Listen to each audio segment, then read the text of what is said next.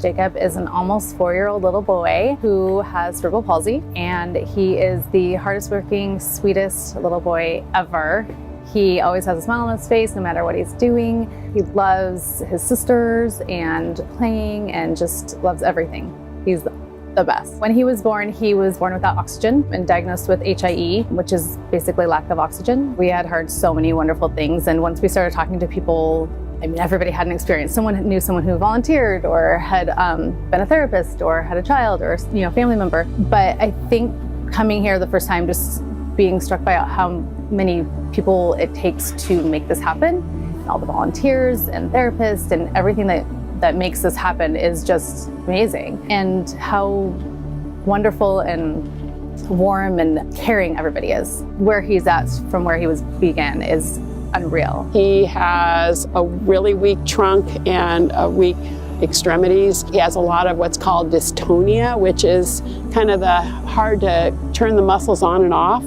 And it's actually the area in the brain that's kind of a switchboard that help. And so sometimes he has a hard time like releasing grasp or initiating a grasp or that kind of thing. There's a lot of different issues that are going on with him. Okay, say bumpy, bumpy, please.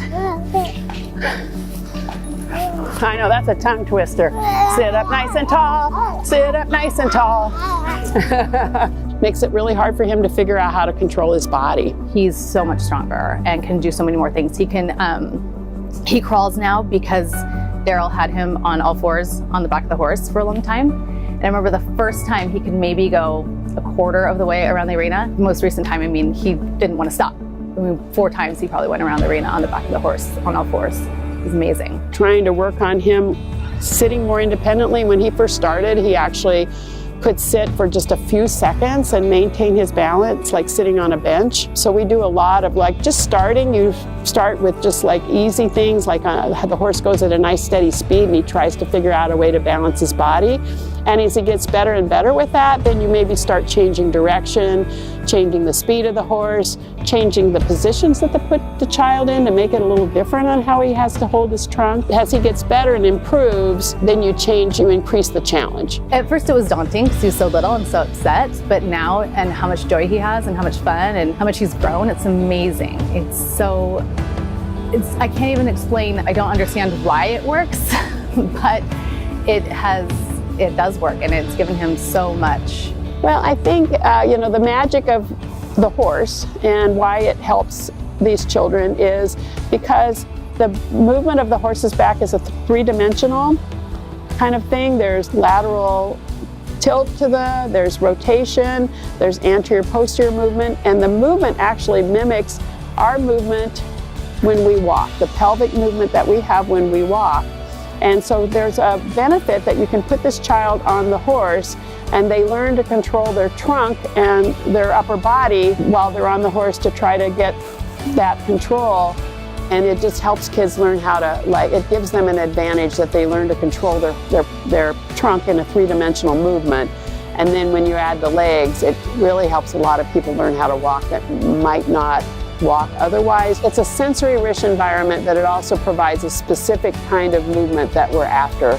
And you can't really reproduce that any other way than by putting the child on a horse. The things he can do now because of being on that horse for 2 years is amazing. I honestly think that some of the horses that work here at Little Bit, they get it and they really worry about the child that's on their back. And sometimes a horse, if they feel the child's unbalanced, they'll kind of hesitate and stop because it's are they okay up there? It's a great job for some horses that they really get what they're doing and they are fully participating in the process. As far as our family is concerned, we want Jacob to be able to ride for as long as possible. This is a priority for us. We schedule all of his school, all of his therapies around Little Bit. I've had kids that have come to this kind of therapy and they start and maybe they're doing an outside therapy and within a couple of months the parent will say, my other therapist wants to know what the heck have you been doing the last 2 months? Why are they making faster progress? So it's just it's a way to give, it's a very highly effective form of therapy. I really believe that without this, I don't know where he would be. Literally within the first 2 weeks of being on the horse and coming to therapy here, we saw a huge amount of strength in his core built, and then his confidence, just at home and in his everyday life. So I don't know where he'd be. Thanks to our donors and supporters, the past 2 years have been incredibly successful for Little Bit. We are very grateful for all of your support. But we can't stop here. We have additional riders and patients who want to come in and need our services, and we could depend on the support that you give us to make that possible for them. I never thought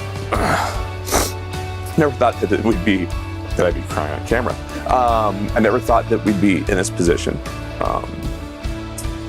But to be in this position with a little boy like Jacob is amazing, but giving him the opportunity to reach his goals, eventually down the road, but then also having, as normal of a life as he can as a kid, words can't express it.